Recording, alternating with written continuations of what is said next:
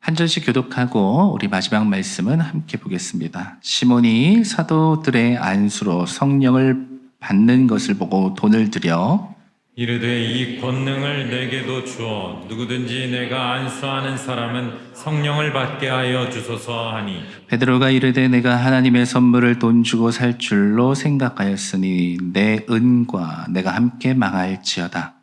하나님 앞에서 내 마음이 바르지 못하니 이 도에는 내가 관계도 없고 분깃될 것도 없느니라. 그러므로 너의 이 약함을 회개하고 주께 기도하라. 혹 마음에 품은 것을 사하여 주시리라.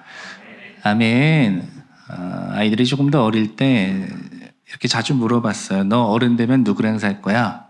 그러면 아이들 그 정답처럼 이렇게 말했어요. 아빠랑 살아야지. 아빠랑 평생 살아야지. 이렇게 대답하곤 했어요. 조금 더 큰 다음에 제가 물어봤어요. 너 누구랑 살 거야? 남편이랑 살 건데? 라고 대답했어요. 제가 어이가 없어서 물어봤어요. 너 옛날에 아빠랑 평생 산다 그랬잖아. 그랬더니 아이가 일말의 망설임 없이 저에게 이렇게 말했어요. 아빠, 원래 어른이 되면 따로 사는 거예요. 제가 가끔씩 놀러 가면 되니까 걱정 마세요. 이렇게 대답했어요. 커간다는 거겠죠. 아이들이 시간 지나면 점점 어른 될 겁니다. 아빠로서 아이들을 바라보면서 커가면서 그냥 몸만 커가지 말고 그들의 마음도 또 그들의 생각도 어른스러워지면 좋겠다라는 생각을 많이 합니다. 어떤 사람이 그런 얘기 하더라고요. 달력이 넘어가면 다 어른이 되지만 달력이 넘어간다고 해서 어른다워지는 건 아니다. 그런 것 같아요. 몸집이 커진다고 다 어른다워지는 건 아니잖아요. 어른이 되어가는 과정 속에는 뜻하지 않게 성장통을 겪기 마련입니다. 성장통을 겪다 보면 인생을 살아가는 지혜도 알게 되고 해석하는 방법도 알게 되고 또 무엇이 중요한지도 깨닫게 됩니다. 그러면서 버릴 건 버리고 또 붙잡을 건 붙잡고 그러면서 점점 어른의 지혜를 가져가는 것 아니겠습니까? 저는 어쩌면 믿음도 그러하겠다라는 생각을 많이 합니다. 누구나 유아기적 신앙이 있고 또 자라나서 어른의 신앙이 되어질 때도 있습니다. 달력이 넘어간다고 해서 저절로 어른이 되는 건 아닌 것처럼 신앙의 연수가 지나갈수록 저절로 어른다운 성장한 믿음의 사람이 되는 것도 아니겠다 생각을 합니다. 성장하려면 성장통이 필요한 법이니까요. 그리스도인들에게 여러 가지 성장통이 있지만 그 중에 피할 수 없는 한 가지, 그리고 굉장히 유익이 되는 한 가지를 꼽아보라면 저는 고난이다 이렇게 말씀드리고 싶습니다. 뜻하지 않게 겪게 되는 아픔을 통해 우리는 보다 삶의 성숙함을 배워가고 이런 경험을 통해 나름의 살아갈 삶의 지혜도 얻게 됩니다. 그래서 고난은 생각보다 배울 것이 많습니다. 물론 고난이라고 하면 엄청나게 어려운 것들을 생각할 수 있겠지만 사실 우리는 실생활 속에서 크고 작은 많은 어려움들을 겪기 마련이고 이런 것들을 겪어내면서 어른으로서 의연해지고 또 아픔을 배워가고 아픔을 이해하게 되고 삶을 배워가는 어른이 되어갑니다. 믿음도 마찬가지라고 생각합니다. 우리는 크고 작은 난관을 겪으며 믿음의 성장통을 겪으며 신앙적으로 의연하게 살아가는 방법을 배워가고 아픔을 신앙적으로 이해하는 방법도 배워가고 신앙이 주는 참된 삶의 의미도 깨달아갑니다. 그러면서 자라나게 되는 것이겠죠. 이렇게 자라나는 사람들은 점점 하나님 안에 믿음의 사람이 되는 겁니다.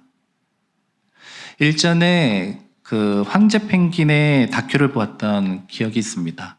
황제 펭귄은 그 육아 방식에서 굉장히 헌신적인 것으로 유명합니다. 알을 낳고 어미 펭귄이 떠나면 아빠 펭귄은 그때부터 약 4개월 동안 자신의 발 위에 올려놓고 그것을 품습니다. 그 4개월의 시간 동안 아빠 펭귄은 움직이지도 못하고 잠도 제대로 자지 못하고 먹지도 못하고 가끔씩 수분 보충을 위해서 눈을 조금씩 먹으면서 그렇게 4개월을 버텨냅니다.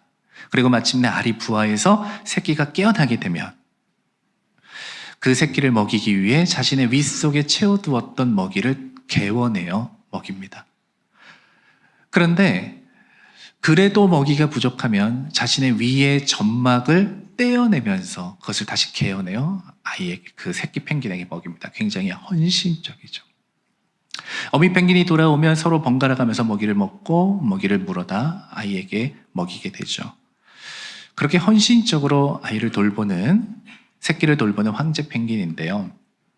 40에서 50일 정도 지나면 어느 정도 펭귄들이 성장하게 되면 이제 그때부터는 자립을 준비합니다. 여러분 어떻게 자립시키는지 아세요? 이렇게 헌신적인 펭귄이 마지막으로 그 새끼, 자기의 자녀인 새끼에게 먹이를 먹인 뒤에 그들은 뒤도 돌아보지 않고 바다로 떠나 다시 돌아오지 않습니다.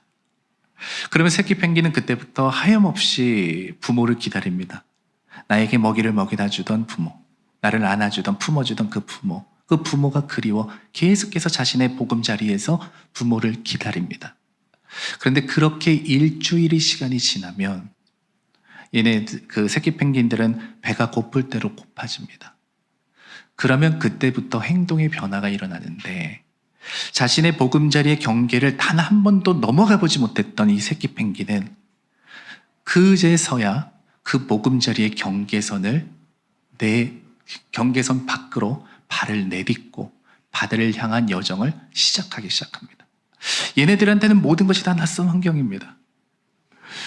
눈도 낯설고 넘어가야 되는 언덕도 낯설고 젖은 눈도 낯섭니다. 그러나 그것을 끊임없이 넘어가면서 마지막 바다에까지 이르게 되는 것입니다. 그게 황제 펭귄 새끼가 어른이 되어가는 과정 중에 겪는 일입니다. 근데 참 재밌고 신기한 것은 그 시작이 배고픔에 있었다는 겁니다. 어려움에 있었다는 겁니다. 고난에 있었다는 것입니다. 그것으로부터 시작되어 이들은 어른이 되어가는 첫 발을 내어 딛더라는 겁니다. 여러분, 저는 여기서 인생의 지혜를 배웁니다. 그렇습니다. 우리는 어떤 어려움에 직면해서 그것을 견뎌내고 이겨내는 과정 가운데서 성장하게 됩니다. 신앙도 마찬가지입니다. 어쩌면 우리의 인생이라는 것이 이렇게 혹독한 환경 속에 놓여 있는 그런 남극과 같겠지만, 여러분 그거 아십니까? 이 아기 펭귄에게는 혹독하고 매서운 바람이지만 이들이 성장하여 어른이 되면 그것도 견뎌낸다는 걸요. 자라난다는 것은 그런 겁니다. 견고해지는 것입니다.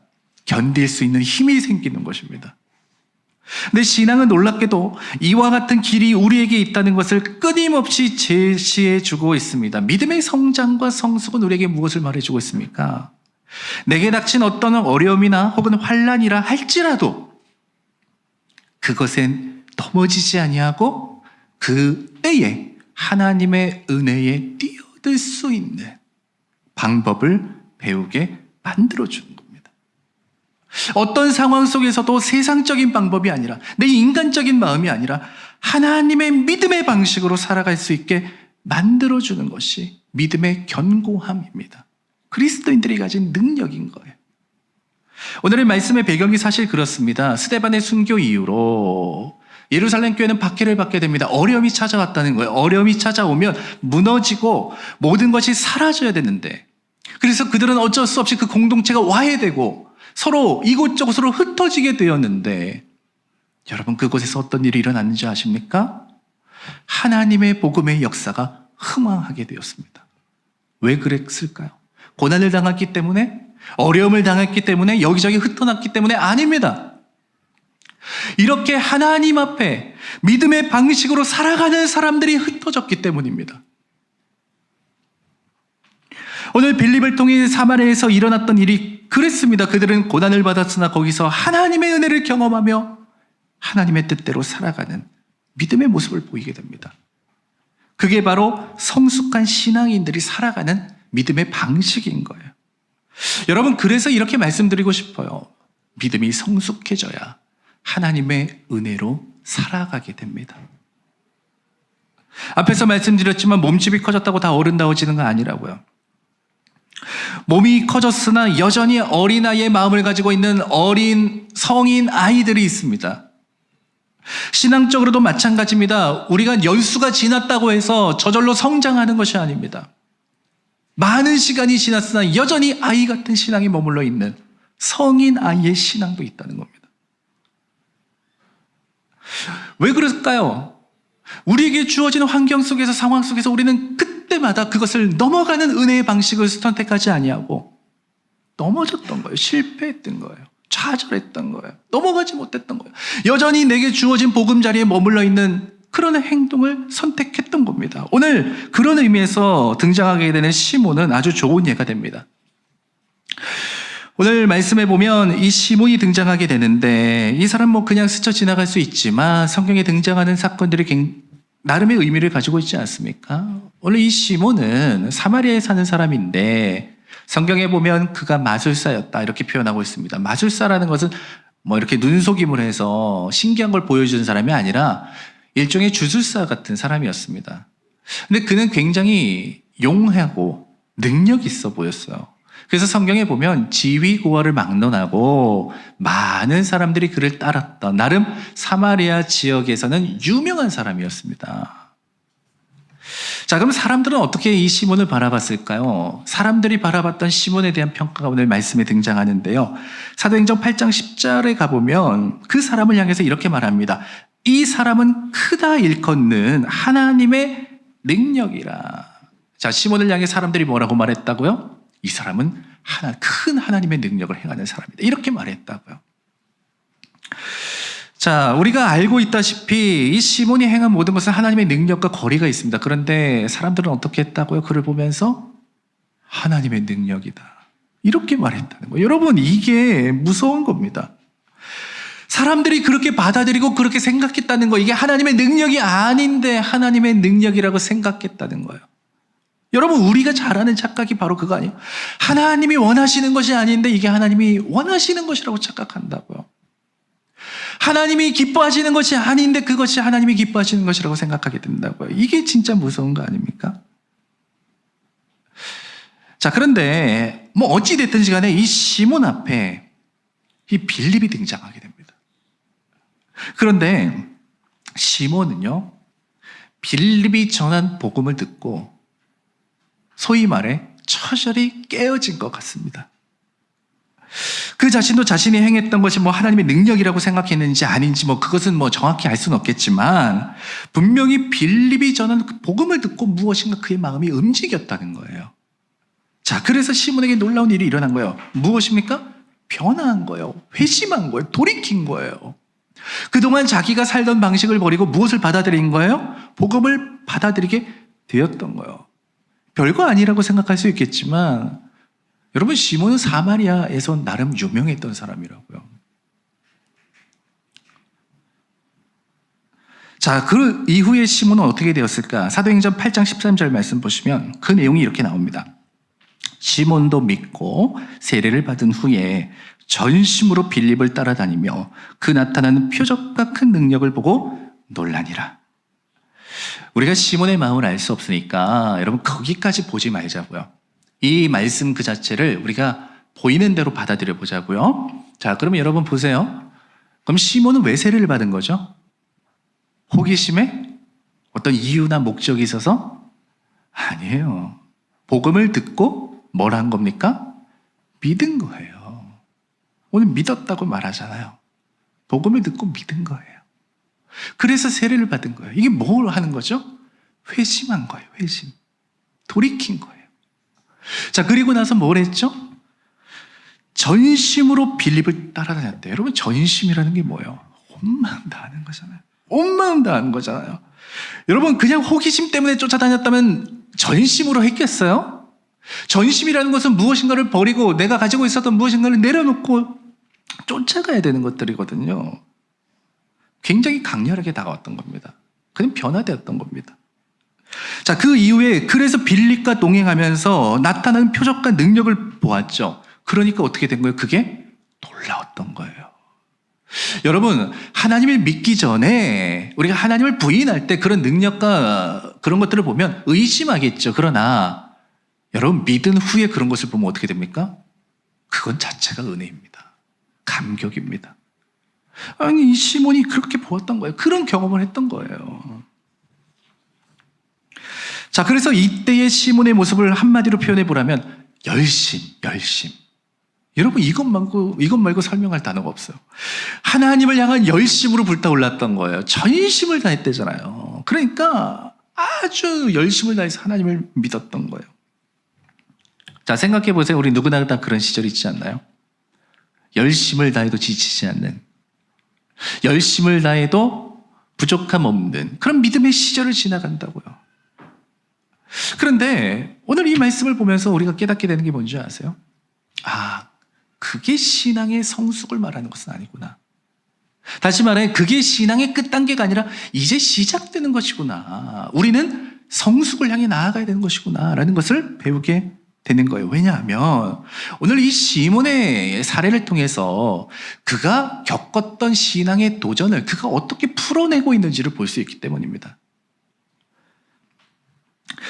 자, 오늘 믿음의 길을 가는 사람들에게는 계속해서 신앙의 도전이 찾아오기 마련입니다. 자, 오늘 시몬은 어떻게 되었을까? 우리 앞에서 말씀드렸죠? 시몬은 죗을 쌓였다. 그러니까 그가 하던 게 뭐예요? 늘 누군가를 고쳐주든지 뭘 해주든지 나를 통해 무엇인가가 일어나는 것에 익숙한 사람이에요. 그리고 그걸 그렇게 원했던 사람이에요.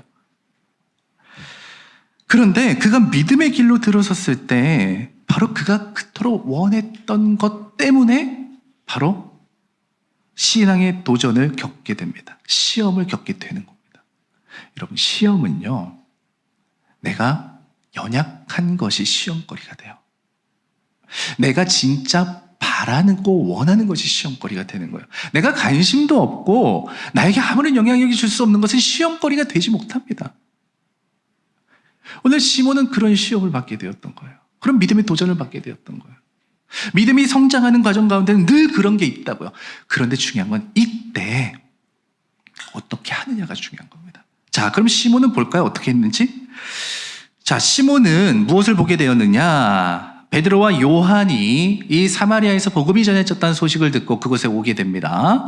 그리고서 그들을 위해 기도하고 안수하였을 때 성령의 임하심이 기도하는 사람들에게 나타나게 되었던 겁니다. 오늘 말씀에 생략되어 있지만, 드러나 있지는 않지만 초대교회에서 성령의 역사가 일어났을 때 나타났던 여러 가지 현상들이 있었습니다. 물론 여기서 일일이 설명하지는 않았지만 분명히 성령의 임재 속에 그와 같은 역사가 일어나게 되었던 것이겠죠. 시몬도 그걸 보았던 겁니다. 목격했던 겁니다. 자, 이때 시몬이 뭐라고 말하는지 볼까요? 19절에 보면 이 권능을 내게도 주어. 자, 시몬이 열심히 있었잖아요. 그러니까 이 말씀만 보면 이해가 돼요. 왜? 나도 그런 권능을 받고 싶은 거예요. 그런 사람이 되고 싶은 거예요. 여러분, 우리가 성령이 충만한 사람 되고 싶어 하잖아요. 우리도 하나님의 역사하심을 경험하고 싶어 하잖아요. 당연한 겁니다. 당연한 거예요. 마치 엘리야를 쫓아다녔던 엘리사가 갑절의 역사하심을 구했던 것처럼 마찬가지로 이 내용만 놓고 보면 당연히 그럴 수밖에 없는 거예요. 자, 심지어 18절에 보면 이 권능을 얻기 위해 돈을 들였다라는 표현도 나옵니다. 물론 돈에 대한 부정적인 뉘앙스가 당연히 있죠. 그렇게 하면 안 되죠. 그런데 여러분, 사실 돈이라는 건 뭐죠? 가장 솔직한 마음의 표현이에요. 돈이 가는 곳에 내 마음이 있다고요. 솔직한 표현이에요. 이 사람이 알고 그랬든 모르고 그랬든 아무튼 이 사람이 그것을 간절히 원했다는 것만큼은 분명하게 드러나는 사실입니다. 그게 갈망했다는 거. 여러분, 우리는 하나님에 대한 갈망이 있습니다. 믿음에 대한 갈망이 있습니다. 그런데 그게 우리의 신앙을 무너뜨릴 수 있을까요? 우리가 여기서 보아야 되는 것은 그럼 왜 이것을 원했느냐에 대한 부분입니다. 왜 이 권능을 원했느냐? 자, 계속해서 말하죠. 19절. 누구든지 내가 안수하는 사람은 성령을 받게 하여 주소서. 성령을 받는 게 중요한 겁니까? 아니면 내가 기도하고 안수할 때 그 사람이 성령을 받는 게 중요하게 여긴 겁니까? 내가 기도하고 내가 안수할 때 그 사람이 성령을 받는 걸 시몬은 원했던 거예요. 자, 우리는 여기서 시몬의 신앙의 성장을 방해하게 만들었던 아주 중요한 걸림돌 하나를 보게 됩니다. 그게 무엇입니까? 바로 그의 신앙이 하나님을 위하여가 아니라 나의 만족에 있었다는 것, 그것을 넘어가지 못했다는 거예요. 그런 상황이 도래하자 결국 나의 만족을 찾더라는 거예요. 성령의 역사신 그 자체가 아니라 내가 그렇게 했을 때 그렇게 되기를 원했다는 거예요. 왜? 그게 시몬이 살아왔던 지금까지의 삶의 방식이었던 거예요. 내가 무엇인가라면 그런 일이 일어나길 원했던, 내가 특별한 사람이니까, 나는 그렇게 추앙받던 사람이니까 그런 갈망이 그에게 있었던 것이고 그가 그렇게 드러나게 되었던 거예요. 그럼 결국 우리는 여기서 무엇을 보게 됩니까? 열심이라는 겉옷에 가려지면 우리가 이런 것들을 잘 분간하지 못할 수가 있겠구나. 우리는 열심히 하면 좋은 믿음이라고 생각합니다. 그렇습니다, 여러분. 하나님의 사람은 하나님께 열심을 냅니다. 왜? 우리의 마음이 그렇게 이끌어가니까요. 그러나 열심을 낸다고 해서 믿음의 사람이 되는 것이 아닌 겁니다. 그 중심에 무엇이 있는가? 무엇이 있는가? 나는 누구를 위해서 찬양을 하고, 나는 누구를 위해서 하나님 앞에 기도하고, 나는 누구를 위해서 이 신앙생활을 하고 있는가? 여러분, 누구를 위해서 그렇게 하고 있는 거예요? 어쩌면 그게 시몬의 신앙을 성장시키는데 큰 장애물이 되었다는 거예요. 누구를 위해서 그거 하고 있는가? 여러분, 이럴 때 어떻게 해야 됩니까?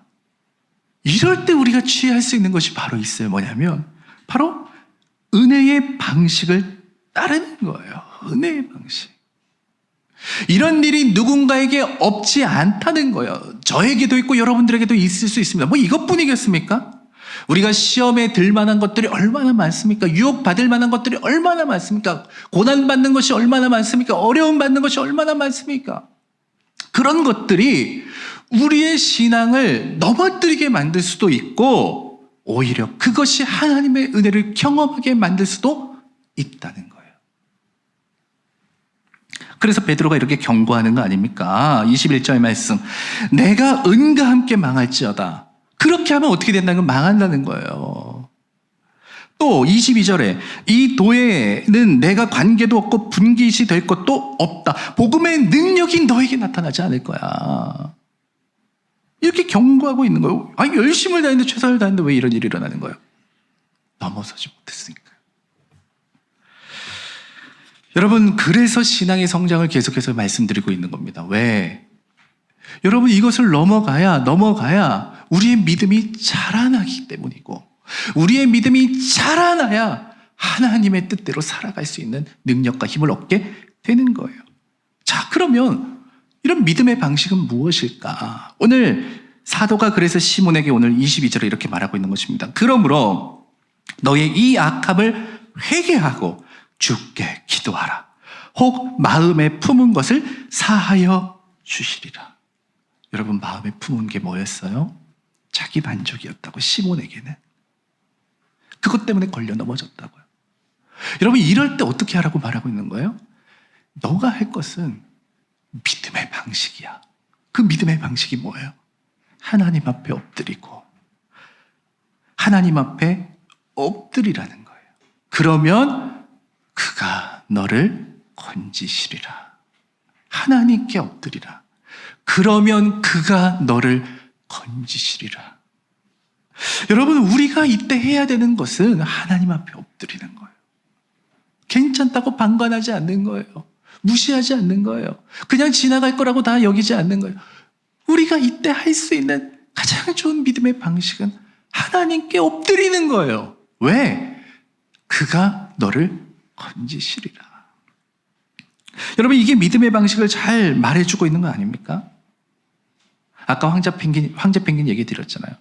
얘네들이 안락한 그 은신처, 보금자리를 넘어가지 않으면 여러분, 지금 당장은 아무런 일도 없을 겁니다. 일주일 굶었지만 2주일 굶을 수 있을 거예요. 견뎌낼 수 있을 거예요. 그러나 그게 3주일 되고 4주일 되면요, 두렵다고 그것을 넘어가지 않으면요, 내가 지금까지 살아왔던 그것을 넘어가지 않으면요, 그들은 그 너머에 있는 광활한 바다, 내가 살아가야 되는 그 넘치는 그 바다를 바라보지도 못하고 가보지도 못하고 그냥 그 자리에서 굶어 죽고 말 겁니다. 자라나려면 우리에게 낯선 환경을 향해서 나아가야 되는 것이고, 나아가다 보면 험난한 언덕을 만날 수도 있을 겁니다. 그럼에도 불구하고 나아가는 겁니다.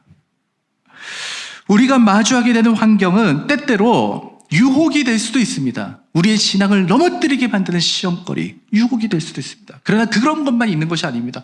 때로는 고난이 될 수도 있습니다. 여러분, 고난이 됐든 유혹이 됐든 우리에게 닥치는 모든 상황 가운데에서 우리가 취할 수 있는 가장 좋은 믿음의 방식은 무엇입니까? 하나님 앞에 엎드리는 겁니다. 하나님의 도우심을 구하는 겁니다. 하나님과 함께 동행하는 겁니다. 그가 너를 건지시리라. 여러분, 이러한 믿음의 방식은요, 반드시 우리를 성장시킵니다. 반드시 우리를 자라나게 합니다. 왜냐하면 이런 성장의 과정을 통해서 하나님의 은혜를 경험하게 되고 하나님의 섭리를 경험하게 되기 때문입니다. 그래서 이런 믿음의 방식을 취하라 라고 말씀드리고 있는 거예요. 고난이 오면 고난 속에서 하나님 앞에 엎드리라는 거예요. 지금 내가 잘못된 길로 가고 있다는 것이 깨달아지면 그 순간 하나님 앞에 엎드리라는 거예요. 믿음의 방식일 거예요. 집에서 음식을 해먹고 나면 음식물 쓰레기가 나오잖아요. 이게 바로바로 처리하지 않은 냄새가 굉장히 역하지 않습니까? 제가 시골에 살 때는 이게 퇴비 더미가 있었어요. 그래서 이제 먹다 남은 거 그런 거, 이제 껍데기 같은 거 거기다 이제 갖다 놓거든요. 그런데 겨울이 지나고 봄이 되면 그런 것들이 썩어 있거든요.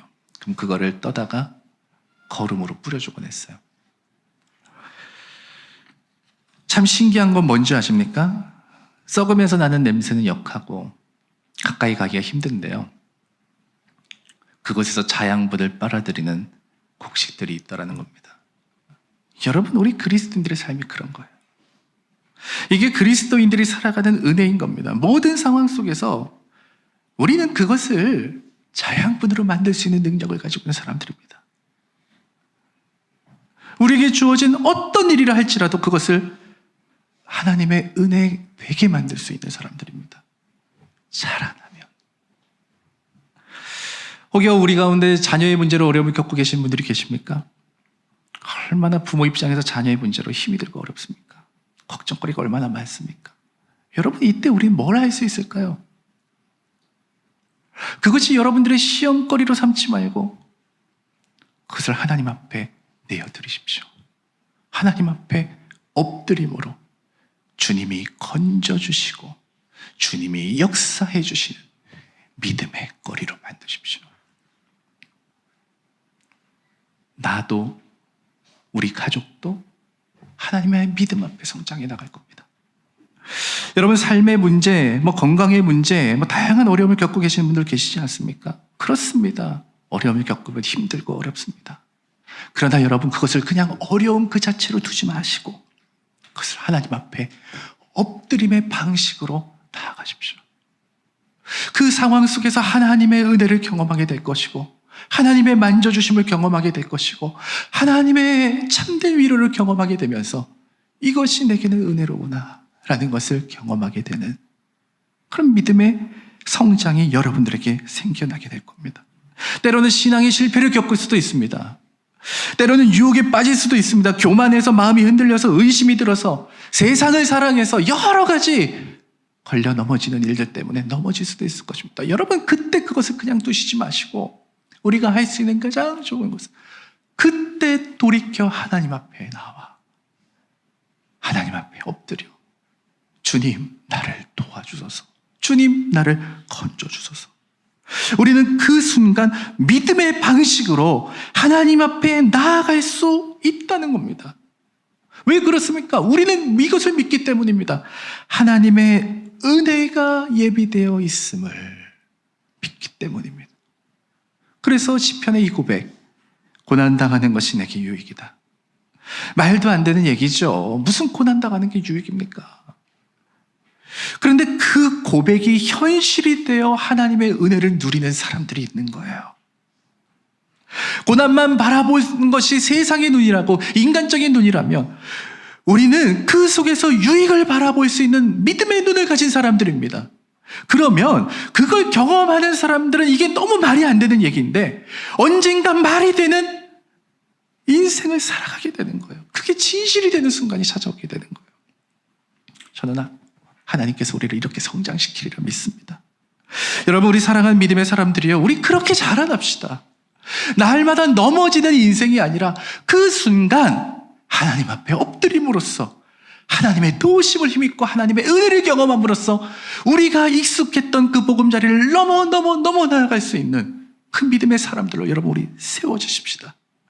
어떤 순간이, 어떤 환경이 우리에게 찾아온다 할지라도 하나님의 은혜를 믿고 믿음의 방식을 포기하지 아니하므로 언젠가 굳게 자라나는 하나님의 사람들, 장성한 믿음의 사람들, 하나님의 방식, 믿음의 방식을 통해 하나님의 은혜를 경험하는 하나님의 자녀들 되는 저 여러분 되시기를 주님의 마음으로 축복합니다.